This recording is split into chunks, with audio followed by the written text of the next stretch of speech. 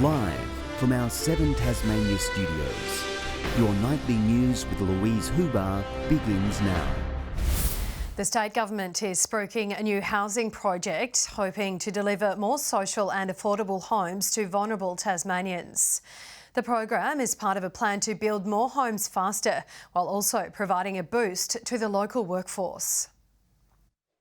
Modern and modular homes will soon provide a roof over the heads of vulnerable Tasmanians. Susan Bryce is just one of the first to welcome the new program. We've 6 kids and myself, so this is going to make a massive improvement. A 2-bedroom unit built off-site was lifted into her backyard around 3 months ago, providing greater space for her large family. We haven't never really all been together, so it's a good thing, you know. I suppose more of them will want to come home now. The government announcing a new tender process to build more homes like this as part of the Mod Homes program. 50 mod homes over the next 4 years, so that's 200 over the next 4 years at least. The units will be built off-site, then transported to a Housing Tasmania property. This will be also offering training and job development and support for younger Tasmanians to get into the workforce. So it'll take stress off the building construction sector on-site and allow for growth off-site. To provide a solution to the state's housing crisis, each property will be decked out, offering sustainable features and finishes. It's clearly got the essentials of a really nice kitchen and a lovely bathroom and then a couple of bedrooms. But Labor has its reservations. I sincerely hope that for once Guy Barnett actually delivers something, but I have to say after all this time watching him as a minister, I have very little confidence in his ability to actually deliver it. Although the Housing Minister is confident. This is part of our plan to build 10,000 homes by 2032. We're on track to build 1,500 homes by 30 June next year. An ambitious target, but a necessary one. McKenna Bailey, 7 Tasmania News. Tasmania's AFL licence quest has scored another win, with Gold Coast Suns boss Tony Cochrane now throwing his support behind the bid. The club has confirmed Cochrane was impressed with the state government's submission, which has seen him backflip on his opposition to the 19th licence. The government says it's a win for Tasmania.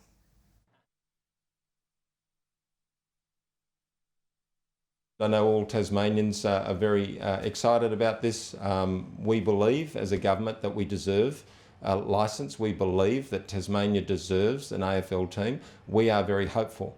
We are now very positive. The Liberals now eagerly awaiting a response from the AFL.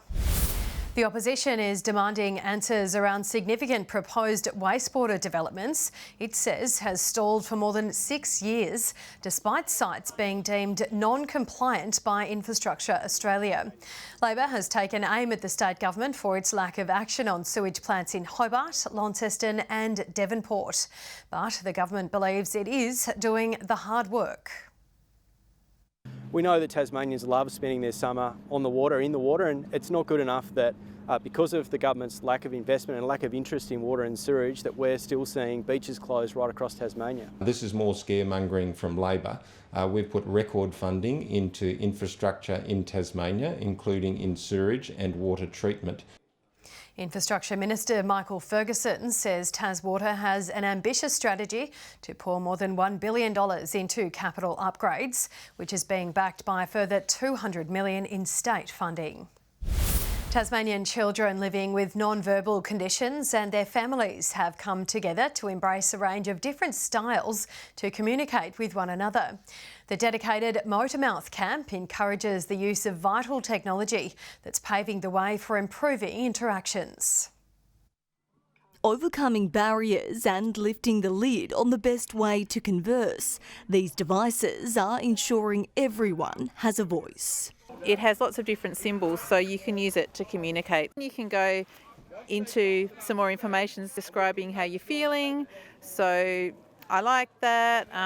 That was really great. The alternative communication technology is the talking point of a 3-day camp in Kingston, encouraging families to fully embrace the system. You don't sort of feel any judgment or anything, and everyone's very open about run situation and things, and yeah, it's a very sort of relaxed environment. Being involved with the workshops and connecting with other families and learning from them and what they've done has been absolutely amazing. Backed by the Variety charity, it's placing importance on inclusion. For the parents to have a quality time where they can actually sit down, talk to a speech pathologist or therapist, go through the devices. This is the first time something of its kind has been offered to local families here in Tasmania, and organisers aren't ruling out expanding the program right across the state. Given the funding availability, we would love to roll this camp idea across the state. This year we stopped at 19 kids because of the capacity. All facing their unique hurdles. It's to bring our whole family together to help us all learn about Hunter's preferential way of communicating. Grace Evans, 7 Tasmania News. The MS Mega Swim is making a splash after a 2-year hiatus, raising money and awareness for Tasmanians living with multiple sclerosis. The 7 teams still swimming in the 12-hour challenge, which ends at 10 o'clock tonight. Setting their watches and taking a final breather before the race begins. 3, 2, 1. 91 participants swimming continuous laps for 12 hours straight in support of those diagnosed with multiple sclerosis. It's a good cause, and I've always wanted to do the swim-a-thon, and I thought it was about time that I gave it a go. The rules are simple. One swimmer must be in the pool at all times. Organisers keeping tally of the team's laps with trophies awarded at the race's end. Don't get me wrong, while we're here supporting MS, these are competitive teams that are out to win. The long distance feat nothing compared to what 25,000 Australians living with MS go through on a daily basis. I've had it since 1994. Fairly benignly compared to a lot of people. It is a disease that attacks the nervous system, and as a result people can incur things like speech impediment, fatigue, loss of mobility. The challenge hoped to raise around $30,000 for the MS Go for Gold scholarship program, making patients' dreams come true. They enable someone perhaps to return to the workforce, undertake some study, do some home renovations, or perhaps even some travel, supported by carers. One lady wanted to be a gardener, so money was provided to her to set up a gardening facility. And with 3.5 hours of the relay to go, there's still time to sponsor a swimmer via the MS Mega Challenge website. Brianna Boylan, 7 Tasmania News. The Jack Jumpers are off to a disappointing start in the NBL season after suffering another loss last night. The team going up against the New Zealand Breakers for Tasmania's first game on foreign soil. The Jack Jumpers can't catch a break, suffering another defeat at the hands of the Breakers, with the Ants falling behind from the get-go. Jack Jumpers get the offensive board, they turn it over. Brantley out and running, Doyle tracking back. Brantley with the right hand and in. Playing in front of a sold-out Spark Arena, New Zealand put on an early shooting display, leading 25-18 in the first quarter, as coach Scott Roth nervously watched on. In the second term, the Jackies tried to turn it around. Defense. Doyle knocks down a 3. Those kinds of shots start hitting, that really changes the outlook of the offensive abilities for the Jack Jumper squad. Trying to play catch-up. Great look. Oh, what a dunk, what a pass. Tasmania finished the half strong. But still finishing down by 7 points at half-time. We like to think we always play hard, but we've got to clean up the D boards. Doesn't matter how many O boards we get. We're not going to win playing the way we are. Jack McVeigh continued his stellar start to the season, scoring 19 points and 6 rebounds.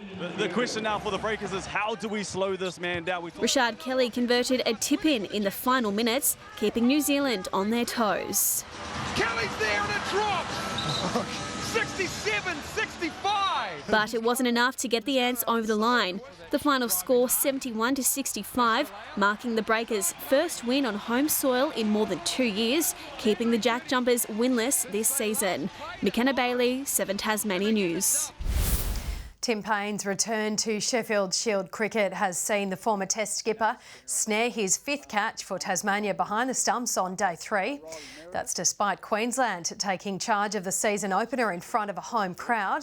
But Paine was still eager for redemption with the bat in the 2nd innings, looking to send the ball to boundary when he could. Second, he comes in with his bowling plan in his head to Tim Paine, who pulls him around. That will go for 4 runs. Half a dozen bounces over the rope. It was a lovely shot, just rocked back. 18th over. Queensland won the match by an innings and 172 runs. Good evening. All seasons in a day today. Hobart and Launceston 16 degrees, 14 in Burnie and Devonport. The high today was 17, recorded at St Helens and the Friendly Beaches, 15 on Maria Island, Low Head, Bushy Park, King and Flinders Islands and Smithton all 14, 13 at Grove and Strawn, and Lyweenie 8 degrees. On the satellite picture, we see a scattered field of cumulus cloud over Tasmania today. A broad area of cloud is over New South Wales, eastern Victoria and inland parts of Queensland. Low-level cloud pushed over southern South Australia, western Victoria and Tasmania. A large high centred over South Australia extends a ridge over most of the country tomorrow, with a low forming in the Tasman Sea and a trough over WA. Winds southwest to northwesterly 10 to 20 knots, tending southwesterly to southeasterly 5 to 15 knots about the east coast during the afternoon, seas 1 to 2 metres. A minor flood warning for the South Esk River and a frost warning for these areas across the state tomorrow morning. Tomorrow in Hobart, a partly cloudy day, 14, partly cloudy at Richmond, also 14, and 14 for Ooze and an early frost followed by a cloudy day. A morning frost in Launceston, -1 the low, reaching a high of 16. Partly cloudy there, also in Devonport, 15 degrees. And a severe frost getting to a low of -3 in Deloraine, then reaching 15 later in the day. Burnie and Curry, 14, and a partly cloudy day, 14, and a shower or 2 at Strawn. A mostly sunny day ahead for St Helens, 14. Swansea, partly cloudy, 13 there. And a sunny 14 degrees at Whitemark. The UV is in the high range at 6 and the sun is up at 6:33 a.m. Looking ahead to Monday now, showers about the west and far south, possible light showers in the afternoon elsewhere with patchy frost inland. Tuesday, a fine day apart from light showers developing about the northeast and northwest, and Wednesday showers developing, increasing to rain about the northwest in the afternoon and evening. Canberra 15 degrees tomorrow, showers easing. Melbourne also 15, partly cloudy. A hot day ahead in Broome 39. Darwin also hot with showers and a possible storm 34 degrees. Currently in Hobart it's 11 and mostly sunny. 12 in Launceston, partly cloudy. Devonport 11 and sunny. Lou, if you're like me and have popped your tomato plants in a little early, be sure to protect them from the frost tonight. Good advice, because I have. Thank you for that, Carmen. And that's all your news for now. Thank you for joining us. We'll see you again tomorrow. Have a lovely evening. Good night.